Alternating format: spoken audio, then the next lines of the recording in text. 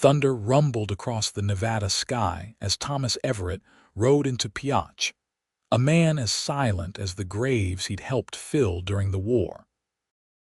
The year was 1872, and while the rest of the nation had spent 7 years rebuilding, Thomas had spent them forgetting how to speak, the horrors of Gettysburg having stolen his voice as surely as they'd stolen his youth. He dismounted from his chestnut mare at the edge of town, his boots kicking up dust that mingled with the first drops of rain. Pioche had a reputation, a mining town with more murders than mineral finds some weeks. Thomas didn't care. The danger suited him. It matched the storm that raged inside his chest where words used to live. The townsfolk barely glanced at him as he led his horse down the main street. Another drifter, another gunslinger. Pioche had seen hundreds.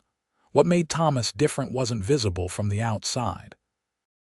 The war had left no obvious scars on his sun-weathered face, just a pair of deep blue eyes that hadn't sparkled with laughter since 1865. The Nevada Mining Journal office stood between a saloon and a general store, its windows cleaner than most in town.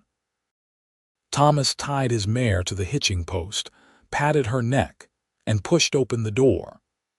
The advertisement he'd spotted 3 towns back had promised work for someone who could handle themselves in rough country. Thomas figured his 6 years of drifting through the most lawless territories west of the Mississippi qualified him plenty. Inside, a woman with auburn hair pinned in a practical bun looked up from a printing press. Ink stained her fingers and determination colored her expression. "Can I help you?" she asked, setting down a metal typepiece. Thomas removed his hat and pulled the folded newspaper clipping from his pocket. He pointed to the advertisement. "Oh, the escort position." She wiped her hands on her apron. "My father placed that. He's the editor. I'm Katherine James." She extended her hand. Thomas shook it, nodding once. "And you are?" she prompted. He reached for the small slate and chalk he carried in his saddlebag, writing quickly before turning it toward her. "Thomas Everett," she read aloud. "Well, Mr. Everett, I—" Her eyes widened slightly as she noticed the next line. "You don't speak at all." He shook his head. Katherine studied him, her green eyes narrowing slightly. "That might actually be an advantage in this job. My father doesn't need conversation. He needs protection while he investigates some suspicious claims staking in the hills." The door behind them opened, bringing in a gust of rain-scented air, and a man in his 50s with the same auburn hair as Katherine, though his was streaked with silver. "Katie, who's this?"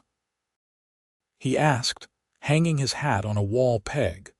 "Father, this is Thomas Everett. He's here about your advertisement." Mr. James looked Thomas up and down, noting the worn but well-maintained revolver at his hip and the calm, steady posture of a man who knew how to use it. "Ever worked as a guard before?" James asked. Thomas nodded. "He doesn't speak, Father," Katherine interjected. "War injury, I assume?" Thomas's jaw tightened almost imperceptibly, but he gave another short nod. "I see." Mr. James stroked his beard. "Can you shoot straight and keep your wits about you when things get dicey?" Thomas wrote on his slate. "Served as sharpshooter, 7th Pennsylvania. I can handle trouble." "Well, that answers that," Mr. James said after reading it. "I'm Edward James. I need someone to accompany me into the eastern hills for about 3 weeks. There's something fishy happening with the silver claims out there, and I intend to report the truth, whatever that may be." Thomas nodded again, understanding the assignment. "You'll be paid $40 for the job, half now, half when we return," Edward continued. "We leave at first light tomorrow. Can you be ready?" Thomas wrote. "Ready now." "Good man. Katie, show Mr. Everett to the boarding house and make sure Mrs. Winters knows to put it on our tab." Katherine nodded, wiping her hands clean of ink. "This way, Mr. Everett." As they stepped outside, the rain had intensified. Thomas quickly untied his horse and followed Katherine down the street. The mare's hooves made sucking sounds in the mud as they walked. Mrs. Winters runs the cleanest boarding house in Pioche, Katherine said, raising her voice over the rainfall. Though that isn't saying much, I suppose. Thomas noticed how she held her skirts just high enough to avoid the worst of the mud, and how she didn't complain about the weather. Most women he'd encountered in town like this would be fussing about their hair or clothing in such conditions. "Have you been mute since the war?" she asked suddenly, then immediately colored. "I'm sorry, that's terribly forward of me. My father says my curiosity will be the death of me someday." "You needn't answer." Thomas hesitated, then shrugged and nodded. "It wasn't a secret after all. I've heard about such things," she said more softly. "Shell shock, they call it sometimes, the mind protecting itself from horrors too great to speak of." Thomas's grip tightened on his horse's reins. She'd hit closer to the truth than she could know. They reached the boarding house, a two-story building with peeling white paint and curtained windows. Mrs. Winters was a plump, no-nonsense widow who took one look at Thomas, heard Katherine's explanation, and showed him to a small but clean room on the second floor. "Supper's at 6, Mrs. Winters informed him. "Don't be late or you'll go hungry." After the women left, Thomas stood at the window of his room, watching the rain lash the muddy street. 7 years of silence. 7 years of moving from town to town, taking jobs that required few words and little connection. 7 years of nightmares that woke him screaming without sound. Pioche was just another stop. He'd guard the newspaperman, collect his money, and move on. That was the pattern. That was survival. But even as he thought it, Katherine James's curious green eyes lingered in his mind. There had been no pity in them, only interest. That was rare enough to be noteworthy. Thomas unpacked his meager belongings and cleaned his revolver, preparing for whatever the hills outside Pioche might hold. The next morning dawned clear and cool. Thomas was waiting at the newspaper office before sunrise, his horse saddled and provisions packed. Edward James arrived moments later, followed by Katherine, who was dressed in riding clothes. "Good morning, Mr. Everett," Edward called out. "I see you're prompt. That's a quality I admire." Thomas nodded in greeting, then raised an eyebrow at Katherine's attire. "Oh, did I forget to mention?" Edward said, following his gaze. "Katie's coming along. She's my assistant editor and a fair hand with a camera. We're documenting everything for a special edition." Thomas frowned and wrote on his slate, "Dangerous." "I'm aware of the risks, Mr. Everett," Katherine replied before her father could. "I've grown up in mining towns. I can ride as well as any man and shoot almost as well. I won't be a burden." Thomas studied her for a moment, then shrugged and erased his slate. It wasn't his place to argue. He was hired to guard, not to make decisions about who came along. They set out as the sun crested the eastern mountains, riding single file with Edward leading, Thomas in the middle, and Katherine bringing up the rear. The terrain around Pioche quickly gave way to rocky hills dotted with scrubby pine and juniper. The air was thin and dry, tasting of dust and sage. As they rode, Edward explained what they were investigating. "Silver was discovered in these hills 4 years ago, as you probably know. That's what built Pioche. But lately, there have been suspicious claim jumps, miners found dead in their camps, and a company from California buying up everything at pennies on the dollar." Thomas listened, scanning the ridgelines out of habit. 7 years might have passed since the war, but some instincts never faded. "Father believes someone's deliberately sabotaging independent miners to drive down property values," Katherine added from behind. "It's not just a belief," Edward corrected. "I have testimony from 3 miners who were threatened. One since disappeared, One's too scared to go public, and the third is meeting us at Canyon Creek in 2 days. They made camp that night in a sheltered ravine. Thomas built a small fire while Katherine prepared a simple meal of beans, salt pork, and coffee. Edward spread maps on a flat rock, making notations with a pencil. As the stars emerged in the vast Nevada sky, Thomas found himself watching Katherine more than the surroundings. She moved with efficiency, her hands confident whether pouring coffee or adjusting her camera equipment. When she caught him looking, she didn't avert her eyes or blush like most women might. Instead, she smiled slightly and held his gaze for a moment before returning to her tasks. It was a small moment, insignificant really, but Thomas felt something stir within him, something he thought had died at Gettysburg alongside his voice. The next day brought them deeper into the hills. The trails narrowed, sometimes disappearing altogether as they navigated around rockslides and steep drop-offs. By mid-afternoon, Thomas's instincts were humming. Twice, he signaled for the group to halt while he investigated sounds or movement on the ridges above. Both times he found nothing, but his unease grew. They were being watched. He was certain of it. That night, as they made camp in a stand of pines, Thomas wrote a message to Edward. "Someone following. Keep watch tonight." Edward read it and nodded gravely. "I was afraid of this. The California outfit must have eyes everywhere." "We should take turns on guard," Katherine suggested. "I can take a shift." Thomas shook his head and pointed to himself. "You can't stay awake all night," she protested. He simply shrugged. He'd gone longer without sleep during the war. One night of vigilance was nothing. After Edward retired to his bedroll, Katherine lingered by the fire, her face golden in its light. "You don't have to shoulder everything alone, you know," she said quietly.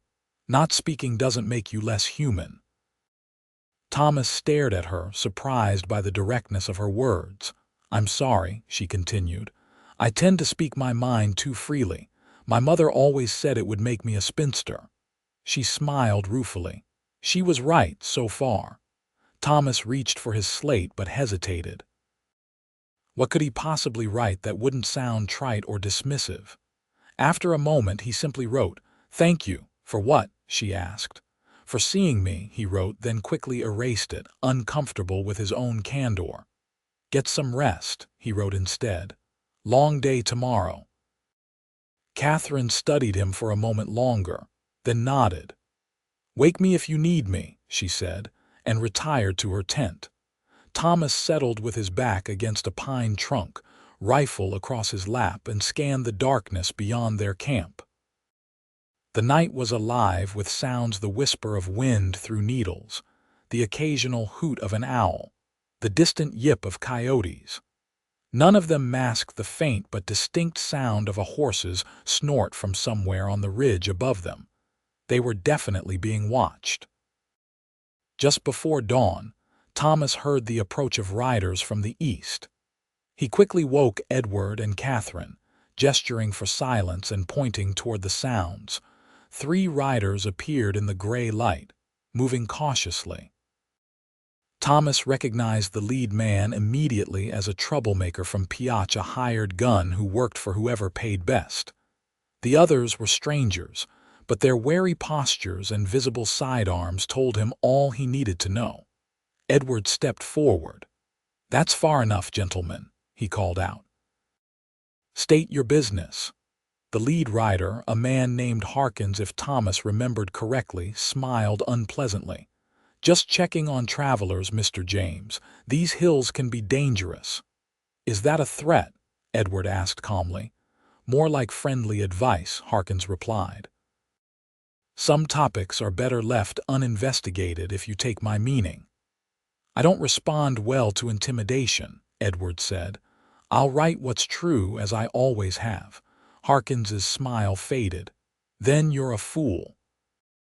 Silver Basin Mining Company owns these hills now, and they don't like nosy newspapermen stirring up trouble."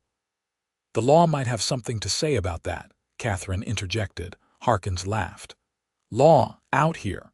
Lady, the only law is what men like me enforce. His hand drifted toward his holster. Now you turn back to Pioche and forget this little expedition, or Thomas stepped into view, his revolver already drawn. He didn't point it at the men, not yet, but his meaning was clear enough. Harkins's eyes narrowed. Who's this? Your hired gun. This is Mr. Everett, Edward said. He doesn't talk much, but he's quite persuasive in other ways. Thomas held Harkins's gaze steadily, never blinking.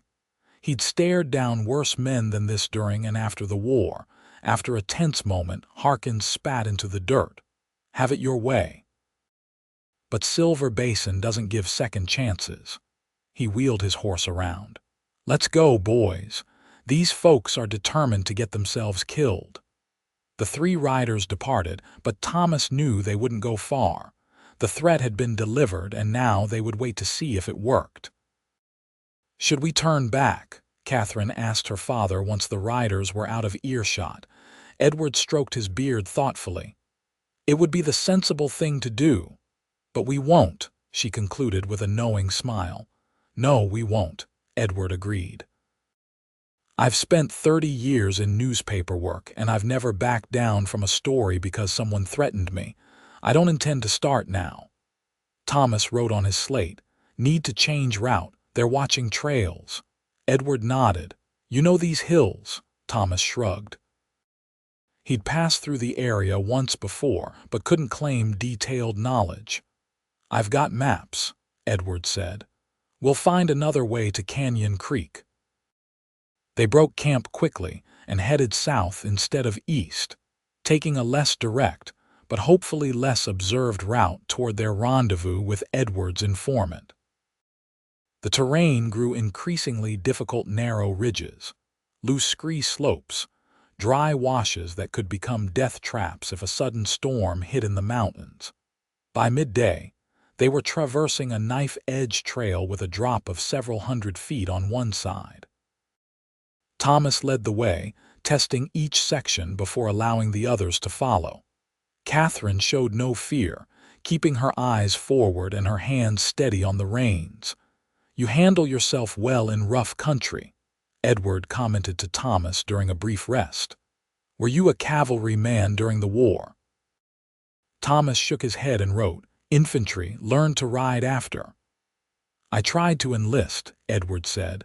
Too old, they told me, so I reported on the war instead. Saw things I still dream about some nights. He glanced at Thomas. I suspect you saw worse. Thomas didn't respond. Some things couldn't be expressed, even in writing. They reached Canyon Creek as the sun was setting, the light turning the rocky walls to gold and crimson. The creek itself was little more than a trickle this late in the summer, but the cottonwoods along its banks provided welcome shade and cover.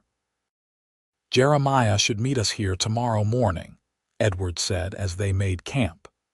He's a crusty old prospector, but he knows these hills better than anyone and has proof of Silver Basin's underhanded dealings. That night, Thomas took the first watch, sitting on a boulder that gave him a view of the approach to their camp. Katherine joined him after her father had fallen asleep, bringing him a cup of coffee. You don't have to do this alone, she said, settling beside him. I can watch too. Thomas shrugged but accepted the coffee with a nod of thanks. May I ask you something personal, Mr. Everett? He tensed but nodded cautiously. Have you tried to speak since the war, or is it physically impossible now? Thomas hesitated, then wrote, Can make sounds. Words won't come. I see, she said thoughtfully. So it's not that you can't, but that something stops you. He nodded, uncomfortable with her perception but unwilling to dismiss it. I had a cousin who came back from the war, she continued. He could speak, but he wouldn't talk about what happened. He'd wake up screaming some nights. My aunt said he fought the war all over again in his dreams. Thomas looked away, his jaw tight. The description hit too close to home. I'm sorry, Katherine said softly. I've upset you. That wasn't my intention. He shook his head and wrote, Not upset. Just familiar. The nightmares, he nodded. Do they ever get better? Some nights, he wrote honestly. They sat in silence for a while, listening to the creek's gentle murmur and the occasional call of a night bird. Thomas found her presence oddly comforting. She didn't demand conversation or explanation. She simply accepted what was. "I'll take the next watch," she said finally. "And I won't argue about it. You need rest too." Thomas started to protest, but she placed a gentle hand on his arm. "Trust goes both ways, Mr. Everett. If you're going to protect us, you need to let us help you sometimes too." The warmth of her hand lingered even after she removed it. Thomas studied her face in the moonlight, the determined set of her jaw, the intelligence in her eyes, the few freckles across her nose that spoke of time spent outdoors rather than behind parlor curtains. Finally, he nodded and wrote, "Wake me in 4 hours." "I will," she promised. As he settled into his bedroll, Thomas realized it was the first time in years he'd trusted anyone to watch over him while he slept. The thought should have troubled him, but instead, he found it strangely peaceful. Morning brought heavy fog to Canyon Creek, visibility reduced to mere yards. Thomas woke at the first hint of dawn, silently cursing the weather. It was perfect for an ambush. Katherine had maintained her watch faithfully and now sat with a rifle across her lap, scanning the fog-shrouded landscape. "No movement all night," she reported as Thomas joined her. "But this fog worries me." Thomas nodded, pointing to higher ground. They needed better visibility. Edward emerged from his tent looking concerned. "Jeremiah should be here by now. He's always been punctual." Thomas wrote, "Wait until fog lifts. Too dangerous to move." "I agree," Katherine said. "We'd be easy targets in this." They maintained a cold camp, not wanting smoke to give away their position. By mid-morning, the fog began to thin, burning off as the sun gained strength. That's when Thomas spotted the body. It lay half-hidden among the cottonwoods downstream, a crumpled shape that could have been mistaken for a fallen log if not for the splash of color that was once a red bandana. Thomas signaled to the others to stay put and approached cautiously, revolver drawn. The man was dead, had been for hours. A single bullet hole centered in his forehead told the story clearly enough. Thomas searched the body, finding a small leather pouch tucked inside the man's coat. Inside were several documents, claim certificates, letters, and a hand-drawn map with certain areas circled in red. He returned to camp and handed the pouch to Edward, then wrote on his slate, "Jeremiah." Edward examined the contents and nodded grimly. "Yes, these are the documents he promised to bring, proof that Silver Basin has been filing false claims and sabotaging legitimate operations." He looked up, his expression hard. "They killed him to stop this information from reaching me." "But it did reach you," Katherine pointed out. "We have what we came for now. We should leave immediately." Thomas nodded in agreement but wrote, "Not back to Pioche, not yet. They'll be watching." "Then where?" Edward asked. Thomas thought for a moment, then wrote, "North Fort Halleck, Army Outpost, Federal Jurisdiction, beyond Silver Basin's reach." "That's 3 days' ride at least," Katherine said. "Do we have a choice?" Edward asked. "If we return to Pioche with this evidence, we might not live long enough to publish it." Thomas nodded, pointing north. They needed to move quickly. They packed camp in minutes and set out, following the creek bed north before cutting west into rougher country. Thomas led them on a circuitous route, avoiding trails and keeping to terrain that would be difficult to track them through. By nightfall, they had covered nearly 20 miles of punishing country. They made a cold camp in a rocky hollow, eating dried beef and hardtack rather than risking a fire. "We should reach Fort Halleck by the day after tomorrow if we maintain this pace," Edward said, studying his maps by moonlight. Thomas nodded, then wrote, "Get some rest, both of you. I'll watch." Katherine started to protest, but Thomas shook his head firmly. He pointed to the eastern horizon, where the faintest glow suggested riders with torches were searching the hills.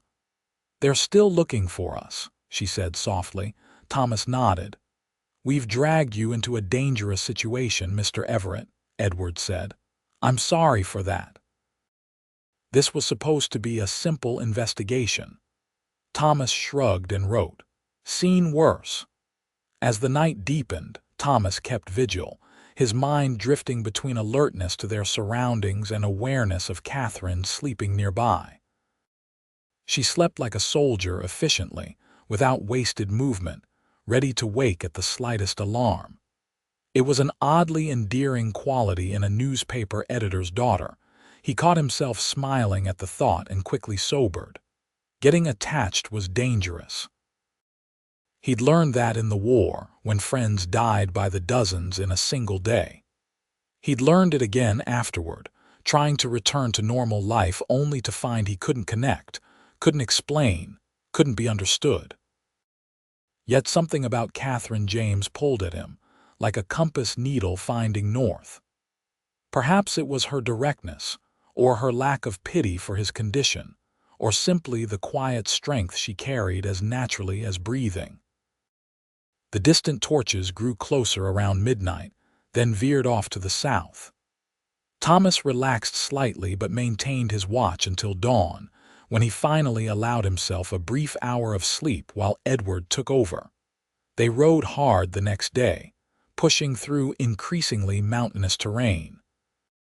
Their horses were tiring and supplies running low, but Fort Halleck lay just beyond the next range of hills if Edward's maps were accurate. Late in the afternoon, disaster struck. Katherine's horse stepped into a prairie dog hole hidden by tall grass and went down hard, throwing her clear but badly injuring itself in the process. The animal's foreleg was clearly broken, its eyes wide with pain and fear. Thomas dismounted quickly, going to Katherine first. She was shaken but unhurt, already getting to her feet. "I'm fine," she insisted, though her voice was unsteady. "But my poor horse." Edward examined the animal and shook his head grimly.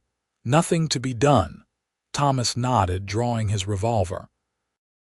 He waited until Katherine had turned away, then put the suffering animal out of its misery with a single shot.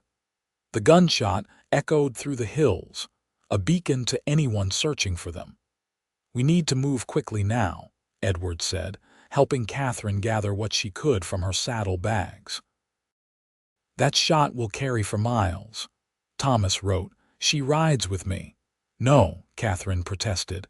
"Your horse can't carry double all the way to the fort. I can walk." "Not fast enough," Edward said. "Thomas is right. You'll have to ride double at least until we're sure we've evaded pursuit." Thomas helped Katherine onto his chestnut mare, then mounted behind her. He was acutely aware of her closeness, the scent of her hair, the way she held herself rigidly to avoid leaning back against him. "I'm sorry to be a burden," she said softly as they rode. Thomas shook his head. She wasn't a burden. He wished he could tell her that. They made another 10 miles before nightfall forced them to stop. From their campsite on a ridge, they could see the lights of Fort Halleck in the distance, perhaps half a day's ride tomorrow.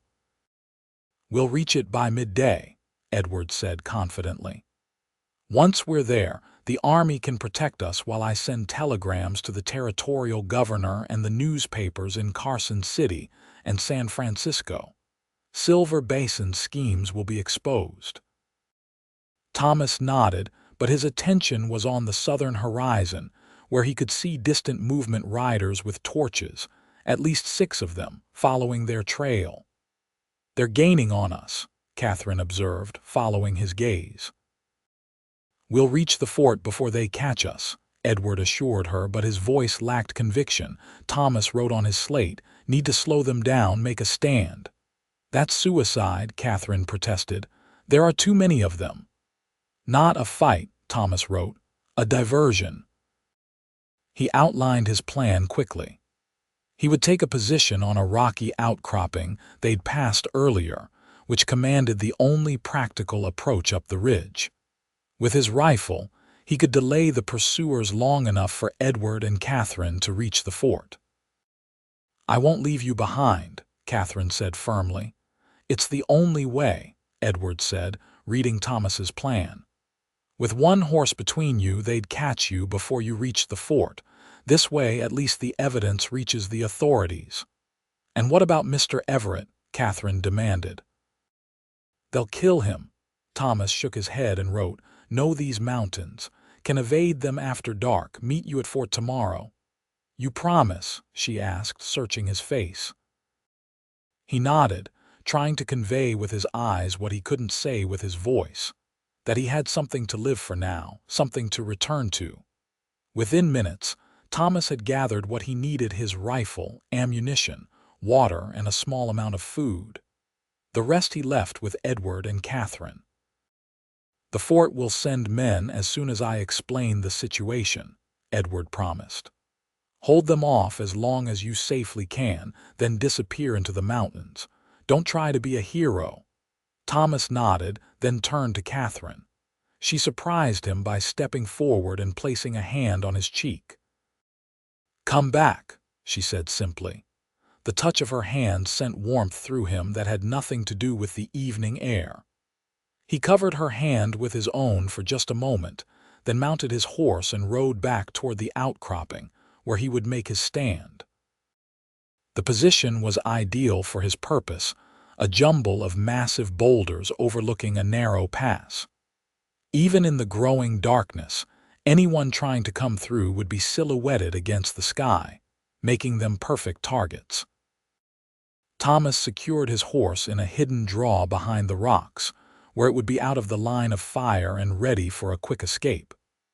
Then he settled into position, checking and rechecking his rifle, counting his ammunition, calculating ranges. The war had taught him patience. He could wait motionless for hours if necessary, his breathing shallow, his mind clear. The riders appeared just after full dark, their torches flickering as they followed the trail up toward the pass. Thomas counted 8 men, including Harkins at the lead. They moved with the confidence of hunters who knew their prey was cornered. When they reached the narrowest part of the pass, Thomas fired his first shot. He deliberately aimed high, the bullet whining off rocks just above their heads. The men scattered, diving for cover and dousing torches. "That was a warning," Harkins shouted into the darkness. "Next one goes between your eyes, James." Thomas remained silent, repositioning slightly before firing again, this time clipping the hat off one of the men. "Damn it, he's up in those rocks," someone yelled. A fusillade of return fire peppered the outcropping, but Thomas had already moved to a new position. He fired methodically, never aiming to kill, just to pin them down and delay them. Each minute he bought was another minute for Katherine and Edward to put distance between themselves and danger. The gun battle continued for nearly an hour, with Thomas gradually giving ground, making the pursuers believe they were pushing him back. In reality, he was working his way toward his horse, preparing for his own escape. Finally, judging that enough time had passed, Thomas fired one last shot and then slipped away, making enough noise in his retreat to ensure they would follow him rather than continuing toward the fort. He mounted his mare and rode hard to the east, away from both the fort and the pursuers. He could hear them scrambling to follow, cursing in the darkness as they struggled to track him through unfamiliar terrain. Thomas knew these mountains well enough to lose them. He'd spent years traveling the West, learning how to disappear when necessary. By midnight, he had doubled back toward the fort, confident he'd shaken the pursuit. The night was bitterly cold at this elevation. Thomas found shelter in a small cave, little more than an indentation in a cliff face, but enough to block the wind. He didn't dare risk a fire, instead wrapping himself in his coat and saddle blanket and trying to rest. Sleep wouldn't come. His mind kept returning to Katherine, her hand on his cheek, the concern in her eyes, the simple command, "Come back." 7 years of silence had made him an observer of people. He'd learned to read intentions in postures, truthfulness in expressions, character in small gestures. What he'd read in Katherine James was something he hadn't encountered since before the war: acceptance without condition. Morning brought clear skies and biting cold. Thomas set out at first light, taking a circuitous route toward Fort Halleck. He kept to high ground where possible, watching for signs of pursuit, but the hills behind him remained empty. He reached the fort shortly after noon, approaching cautiously until he could see the stars and stripes fluttering over the parade ground. Only then did he ride openly toward the gates. A sentry challenged him at the perimeter. "Halt and identify yourself." Thomas removed his hat and approached slowly, hands visible. "Are you Thomas Everett?" the soldier asked. Thomas nodded. "You're expected, sir. Miss James described you, said you don't talk much." The sentry grinned. "Follow me, please." He was led to the commandant's office, a spare, functional room where Edward James was deep in conversation with an officer in a major's uniform. Katherine sat nearby, her face lighting up when she saw Thomas. "Mr. Everett," she exclaimed, rising to her feet. "Thank God you're safe." Thomas nodded, removing his hat as he entered the room. "Your diversion worked perfectly," Edward said. "We reached the fort without incident, and Major Collins here has been most helpful. We've already sent telegrams to the governor and to newspapers in 3 cities. I've dispatched a detachment to find these men you described," Major Collins added. "Threatening civilians and murdering witnesses are federal offenses in the territory. They won't escape justice." Thomas wrote on his slate, "They're in the hills southeast of here, at least 8 men." "My men will find them," Collins assured him. "In the meantime, you're welcome to rest here. You look like you could use it." Thomas realized he must look a sight dirty, unshaven, exhausted from the night in the cold. He nodded gratefully. "I'll show Mr. Everett to the quarters you've provided for us, Major," Katherine volunteered. "Father, you can continue your discussion." Outside, Katherine walked beside Thomas across the parade ground, their steps falling naturally in rhythm. "I was worried when you didn't arrive this morning," she admitted. "Father said I was being foolish, that you clearly knew how to take care of yourself, but I couldn't help it." Thomas stopped and wrote, "Not foolish, I worried too." "About me?" she asked. He nodded, then added, "About what happens next. Father's story will cause quite a stir," she said. "Silver Basin's investors will pull out once their illegal activities are exposed. The independent miners will get their claims back." Thomas shook his head and wrote, "I meant after. When you go back to Pioche." "Oh." Katherine looked down for a moment, then met his eyes directly. "Must you leave when this is over? Father could use someone like you at the paper. Pioche is still a dangerous town."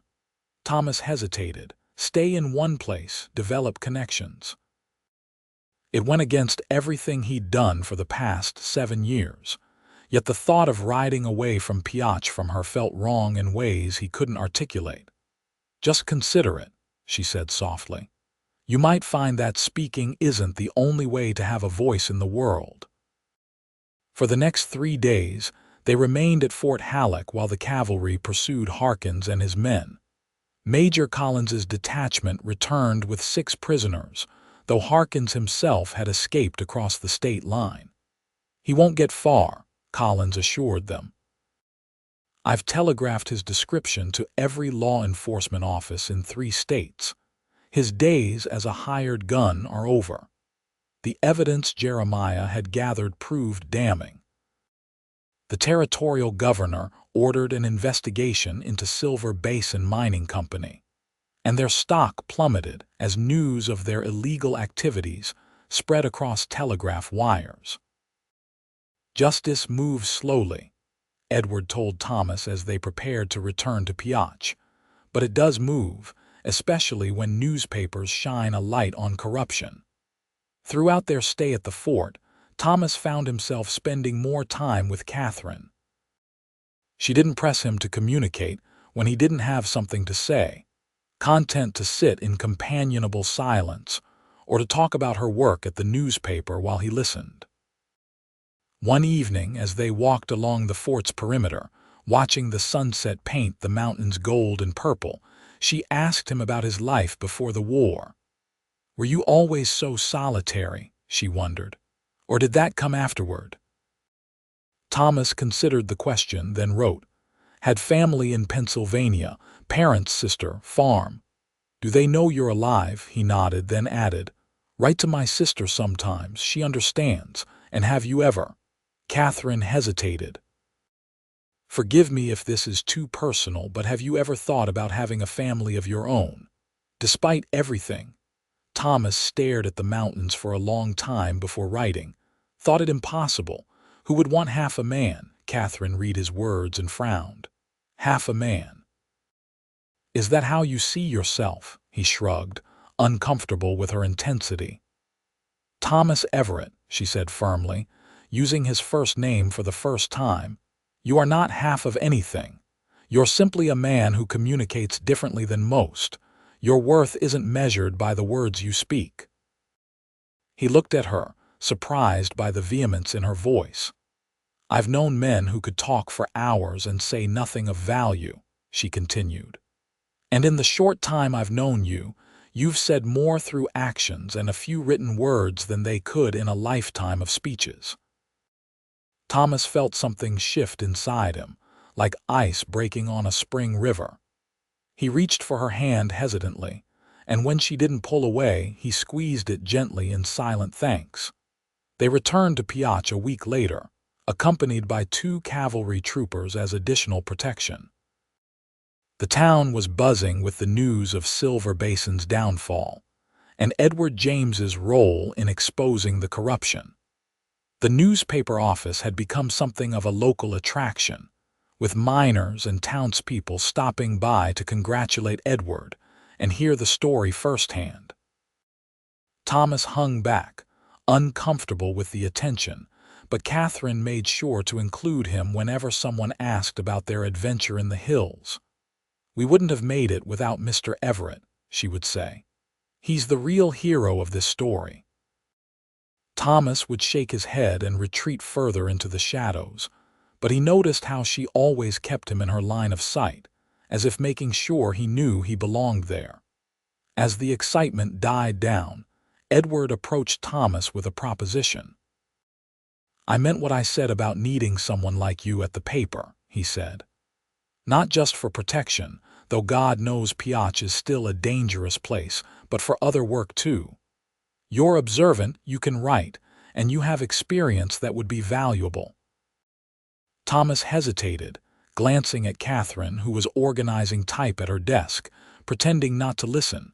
"Think about it," Edward urged. "I can offer steady pay, room and board and purpose. That's more than most men find in this territory." Thomas nodded slowly. It was tempting, more tempting than he wanted to admit. That evening he walked through Pioche, considering Edward's offer. The town was rough, certainly gambling halls and saloons doing brisk business, miners and cowboys blowing off steam, the occasional gunshot punctuating the night. But there was also a community forming around the edges. A school, churches, families putting down roots. Could he belong here? Could he build something resembling a normal life, even without a voice? His wandering led him to the newspaper office, where a lamp still burned in the window. Through the glass, he could see Katherine working alone, setting type for the next day's edition. He watched her for a moment, admiring her concentration and the skilled movements of her hands.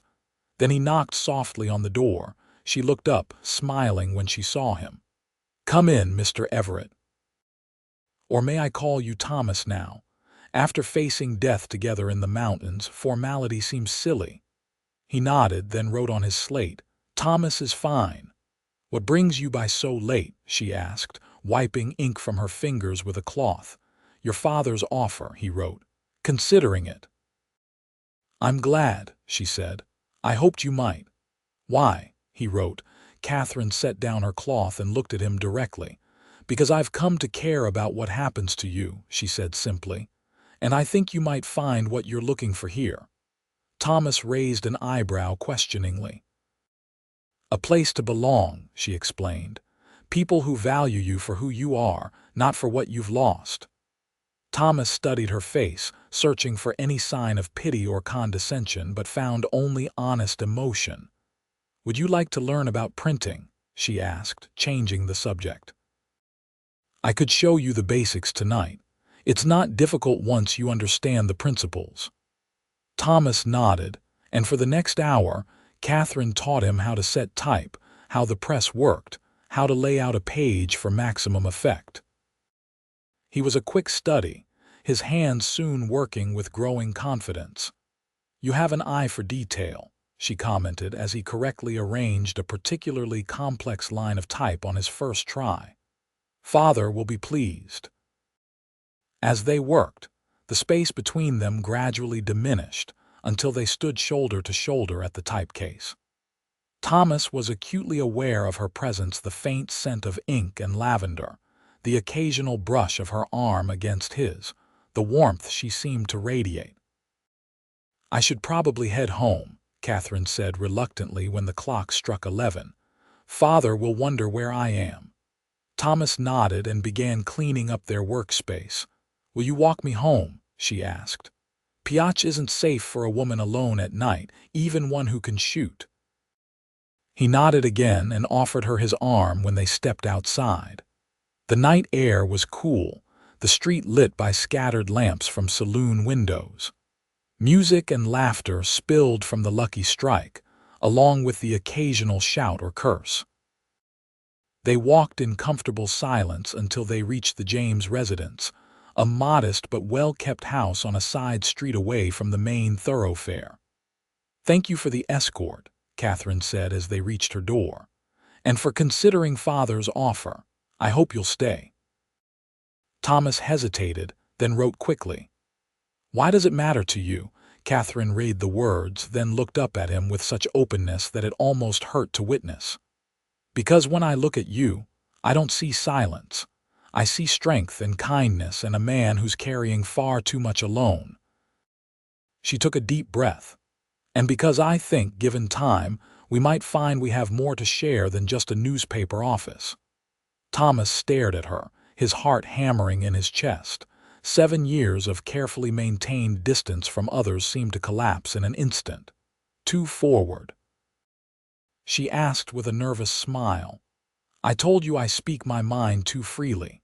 He shook his head slowly, then wrote, not too forward, just unexpected. Good unexpected or bad unexpected? Good, he wrote simply, then, after a moment's hesitation, added, very good. Her smile widened, lighting her eyes. Then I'll see you tomorrow at the office. Thomas nodded, then impulsively reached for her hand, raising it to his lips in a brief, gentle kiss. Good night, Thomas, she said softly, a blush coloring her cheeks. He bowed slightly, then watched as she entered the house, turning to wave once before closing the door. As he walked back to his room at the boarding house, Thomas felt lighter than he had in years. The weight of silence didn't seem quite so heavy tonight. The next morning, Thomas reported to the newspaper office early, finding Edward already at his desk, writing. Ah, Mr. Everett, Edward greeted him. Have you given any thought to my offer? Thomas nodded and handed him a note he'd prepared. I accept. Thank you for the opportunity. Edward read it and smiled broadly. Excellent. We'll start you at $40 a month plus room and board. I've already spoken to Mrs. Winters about arranging a permanent room for you. Thomas nodded his thanks. Katie tells me you've got a knack for typesetting, Edward continued. That's good. We can always use another skilled hand there, but I'm also interested in your observations. A man who watches as carefully as you do notices things others miss. Over the next weeks, Thomas settled into life at the Nevada Mining Journal. He learned the newspaper business quickly, proving adept at layout and design. Edward even encouraged him to write small pieces, which appeared without a byline but brought Thomas a quiet satisfaction. His relationship with Katherine developed gradually. They worked side by side during the day and often spent evenings together, sometimes just walking through town, sometimes sitting on the James's porch talking, or rather, Katherine would talk, and Thomas would write occasional responses or simply listen. On Sundays, when the paper didn't publish, Katherine would pack a lunch, and they would ride into the hills surrounding Pioche. On these excursions, Thomas began to teach her some of the hand signals he'd used during the war. It started as a practical matter. Hand signals were faster than writing while on horseback, but soon became something intimate between them, a language only they shared. Thomas found himself smiling more, sleeping better. The nightmares didn't disappear, but they came less frequently. And when they did come, the memory of Katherine saying, "I don't see silence when I look at you," helped him find his way back to calmer shores. 3 months after he joined the paper, Thomas accompanied Katherine to a town social. He'd been reluctant at first. Such gatherings had always been uncomfortable for him, but she'd insisted. "You're part of this community now," she'd argued. "People should know you as more than just the silent man who works at the newspaper." The event was held in the newly built town hall, decorated with paper lanterns and autumn leaves. There was music from a small band, tables laden with food, and most of Pioche's respectable citizens in attendance.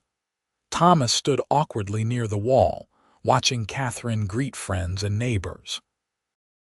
She looked beautiful in a simple green dress that matched her eyes, her auburn hair arranged in an elegant style that softened her usual practical appearance. "Thomas," she called, waving him over to where she stood with several people. "Come meet the Hendersons. They just moved here from Sacramento to open the new mercantile." He joined her, nodding politely to the couple she introduced. "This is Thomas Everett," Katherine explained. "He works with my father and me at the newspaper. He doesn't speak due to a war injury, but he understands everything perfectly." Mrs. Henderson smiled warmly. "It's a pleasure to meet you, Mr. Everett. We've read some of the paper's recent editions. Your coverage of the mining disputes has been most informative." Thomas nodded his thanks, surprised and touched that Katherine had told people about his contributions. "Katie tells me you were instrumental in exposing that awful Silver Basin business," Mrs. Henderson continued. "That was very brave." Thomas shrugged modestly, but Katherine placed a hand on his arm.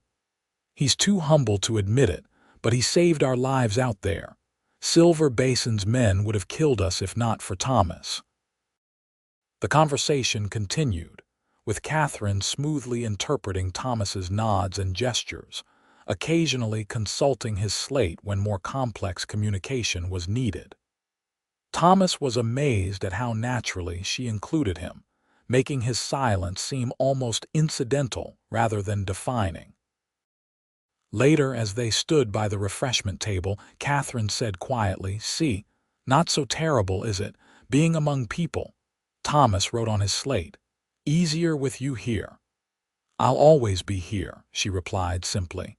The band struck up a waltz and couples began moving to the center of the room. "Would you care to dance?" Katherine asked boldly. "Or is that too much for one evening?" Thomas hesitated. He hadn't danced since before the war, and the thought of being so visible in the center of the room made his heart race.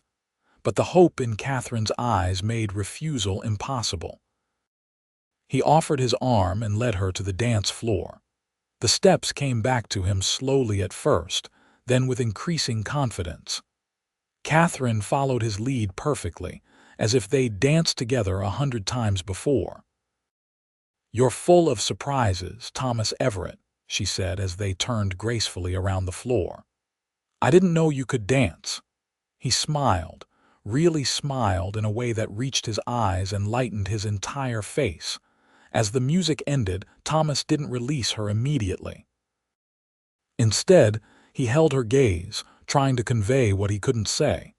That she had brought light back into a life he'd thought would remain forever in shadow. Katherine seemed to understand. She reached up and touched his cheek gently, just as she had that night at Fort Halleck. "I don't need words to know what you're thinking," she whispered. The moment was broken by Edward James calling for attention.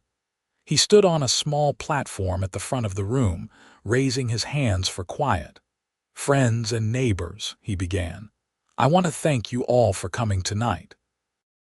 Pioche has seen its share of troubles these past years, but I believe we're building something worthwhile here, a real community."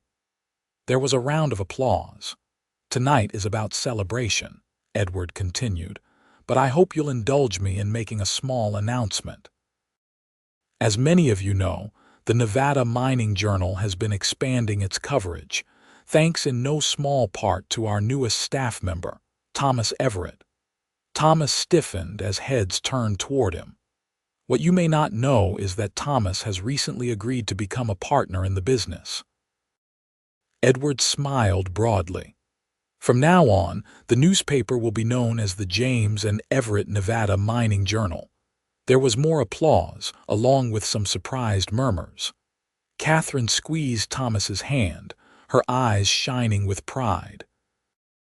"I didn't know Father was going to announce it tonight," she whispered. "Are you angry?"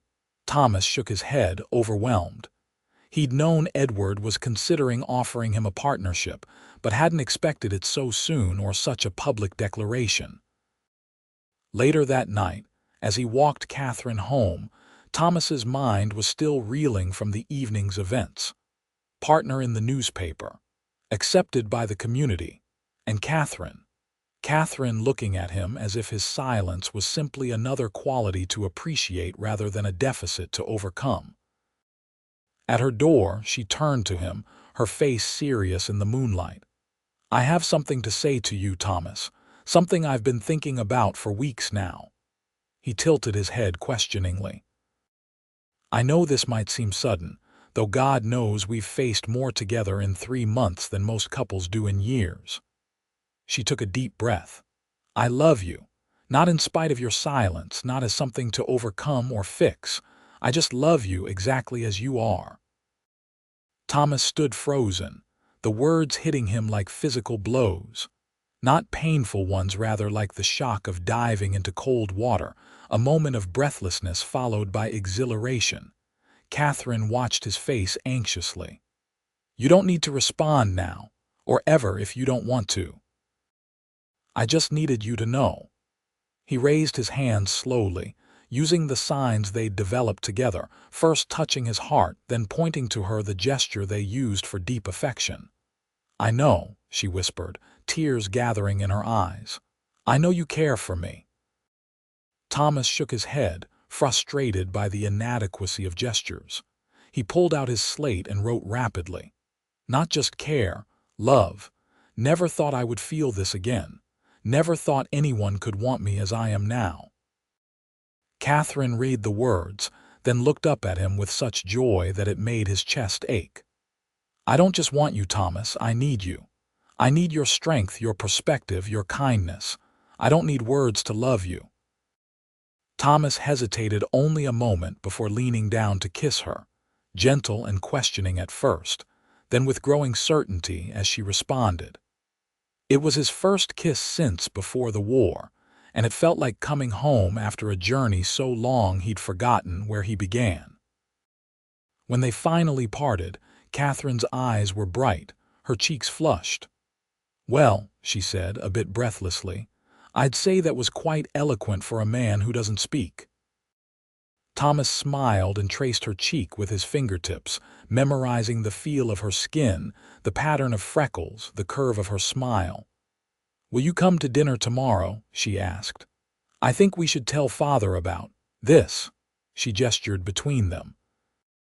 Thomas nodded, though anxiety flickered through him at the thought of asking Edward James for his daughter's hand.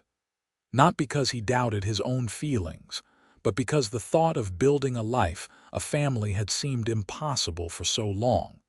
The dinner the next evening was a quiet affair. Edward James, observant as always, seemed to sense the shift in his daughter's relationship with Thomas, watching them with thoughtful eyes as they moved around each other with new awareness. After the meal, Katherine excused herself to make coffee, leaving Thomas alone with Edward. "I suspect I know why you're here tonight, Thomas," Edward said, his voice gentle but serious. "And it's not just to sample my daughter's admittedly limited cooking skills." Thomas nodded, reaching for his slate. "Before you write anything," Edward continued, "let me say this. I've watched you these past months.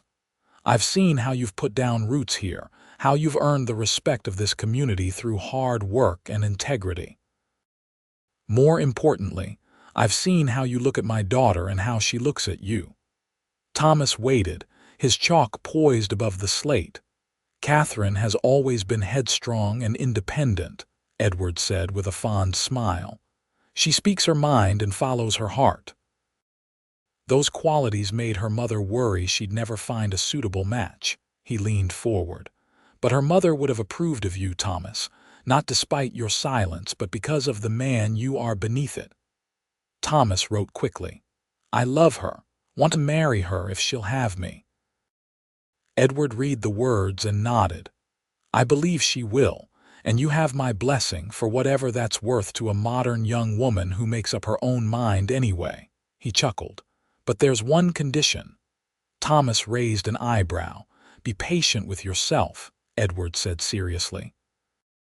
"Marriage isn't easy under the best circumstances. Your situation will bring unique challenges. But if anyone has the strength to meet them, it's you too." Thomas nodded, grateful for the man's understanding and wisdom. Katherine returned with the coffee, looking between them suspiciously. "What have you two been discussing so intently?" "Oh, just newspaper business," Edward said innocently. "Circulation figures, advertising rates, terribly boring stuff." Katherine didn't believe him for a minute, but she played along, and the rest of the evening passed pleasantly. Later, as Thomas walked her to her room, Edward had tactfully retired early. Katherine said, "Father gave his blessing, didn't he?" Thomas looked at her in surprise. "I know him too well," she explained. "And I know you wouldn't be looking quite so relieved if he'd objected." Thomas nodded, smiling sheepishly. "So," she said, stopping at her door, "when were you planning to actually ask me?" Thomas hesitated, then knelt before her, taking her hand in his. He'd prepared for this, practicing the gestures for days. Slowly, deliberately, he signed, "Katherine James, will you marry me?" Tears filled her eyes as she recognized the words they'd developed together. "Yes," she whispered. "Yes, Thomas Everett, I will marry you." He rose and kissed her, sealing the promise between them. They were married 2 months later in the small church on Pine Street, with most of Pioche in attendance. The town had embraced their story, the silent war veteran, and the newspaperman's daughter who'd found love while exposing corruption. It appealed to the romantic and justice-loving heart of the frontier community. Katherine wore her mother's wedding dress, altered to fit her taller frame. Thomas wore a new suit ordered from San Francisco, looking so handsome and nervous that Katherine couldn't stop smiling at him throughout the ceremony. When the minister said, "You may kiss the bride," Thomas lifted Katherine's veil with trembling hands and kissed her with such tenderness that several women in the congregation dabbed at their eyes. The reception was held at the town hall, decorated much as it had been for the social where Edward had announced Thomas's partnership. There was music and dancing, food and drink, and more good wishes than Thomas had received in all the years since the war combined. As they danced their first waltz as husband and wife, Katherine whispered, "Are you happy?" Thomas nodded, his eyes conveying what words could not. That happiness seemed too small a word for what he felt. "So am I," she said. "So am I." They moved into a small house near the newspaper office, close enough to walk to work but far enough to have privacy. Thomas proved to be a devoted husband, expressing through actions what he couldn't say in words. He rose early to build fires on cold mornings, learned to cook simple meals when Katherine worked late, and filled their home with small, thoughtful gestures: wildflowers in summer, a warm blanket placed around her shoulders when she fell asleep reading. Their physical relationship developed naturally, with the same patience and understanding that characterized all their interactions. Thomas's initial hesitation, born of years of isolation and self-doubt, gave way to growing confidence as Katherine showed him, again and again, that his silence did not diminish his ability to love or be loved. The newspaper thrived under their joint management. Edward gradually stepped back, allowing Katherine and Thomas to take on more responsibility. Thomas developed a talent for photography, adding visual elements to their reporting that increased both circulation and impact. A year into their marriage, Katherine discovered she was expecting a child. Thomas's reaction when she told him was one of momentary shock followed by such profound joy that it brought tears to her eyes. That night, as they lay together in the darkness of their bedroom, Thomas placed his hand gently on her still flat stomach and kissed her with trembling lips. "Are you scared?" she whispered. He nodded, then reached for the slate they still kept by their bed. "Terrified," he wrote. "What kind of father can I be? A child needs words." "A child needs love," Katherine corrected gently. "And you have more love to give than anyone I've ever known. Our child will understand you perfectly." Thomas wasn't entirely convinced, but Katherine's faith in him was as unshakable as ever. As Katherine's pregnancy progressed, Thomas threw himself into preparations with characteristic thoroughness. He built a cradle, constructed shelves for the nursery, and read every book on childcare he could find, often sitting up late making notes on his slate. Edward James was delighted at the prospect of becoming a grandfather. "The James and Everett legacy will continue," he declared proudly. Another generation to carry on the tradition of honest journalism in Nevada. In the spring of 1874, Katherine gave birth to a healthy boy whom they named William Edward Everett, after both their fathers. Thomas, who had paced anxiously outside the bedroom during the delivery, was overwhelmed when the midwife finally allowed him in to see his wife and son. Katherine lay propped against pillows, tired but radiant, holding a small bundle wrapped in a soft blanket. "Come meet your son," she said softly. Thomas approached the bed cautiously, as if afraid his presence might somehow disrupt the perfect tableau before him. When Katherine placed the baby in his arms, he stood frozen, staring down at the tiny face, the small nose, the rosebud mouth, the wispy dark hair so like his own. "He has your eyes," Katherine said, "or he will when they settle. They're already starting to turn blue." Thomas couldn't tear his gaze away from his son.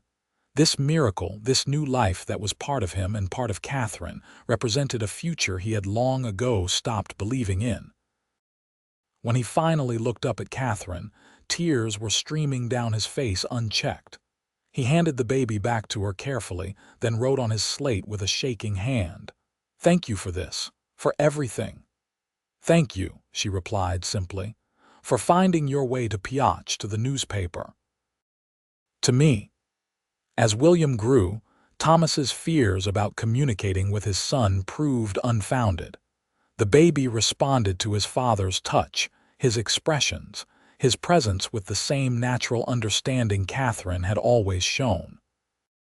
Thomas developed signs specifically for his son, simple gestures that bridged the gap between silence and understanding.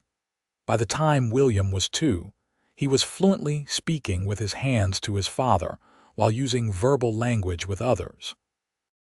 It seemed perfectly natural to him that his father communicated differently.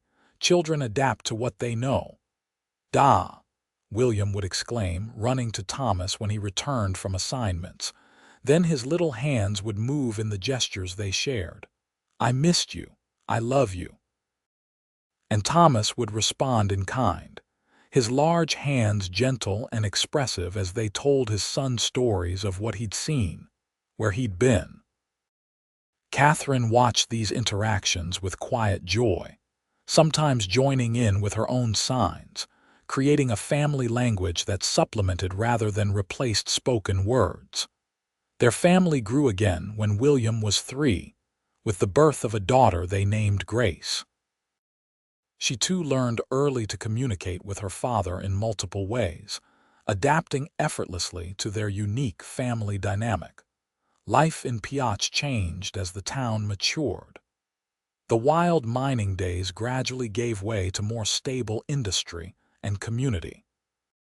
The James and Everett, Nevada Mining Journal expanded its coverage to include state and national news, becoming an important voice in territorial affairs. Thomas became known throughout Nevada for his photographs, which captured the changing face of the West with honesty and artistry.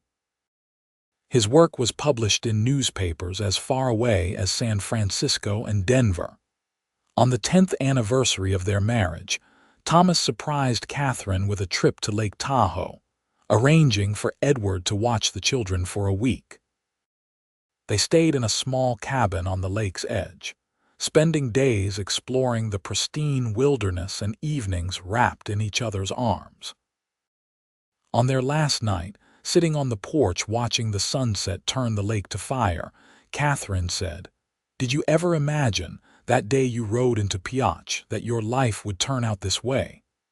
Thomas shook his head, then wrote, "Thought I'd drift until a bullet or winter caught up to me. Didn't believe in futures anymore. And now," she asked softly, "now I believe in everything," he wrote, "because of you." Katherine leaned against his shoulder, watching the last light fade from the sky. "The night you proposed," she said after a while, "I told you I didn't need words to love you. That's still true. But what I've learned over these years is that you've been speaking all along through your actions, your gestures, your expressions. It's a language richer than mere words." Thomas wrapped his arm around her, drawing her closer. After a moment, he reached for his slate one more time and wrote, "You taught me to speak again in the ways that matter most." They returned to Pioche to find the children flourishing under their grandfather's care and the newspaper running smoothly. Life settled back into its comfortable rhythms: work, family, community. As the years passed, Thomas and Katherine watched their children grow, celebrated achievements, weathered occasional storms, and built a life rich with meaning and purpose.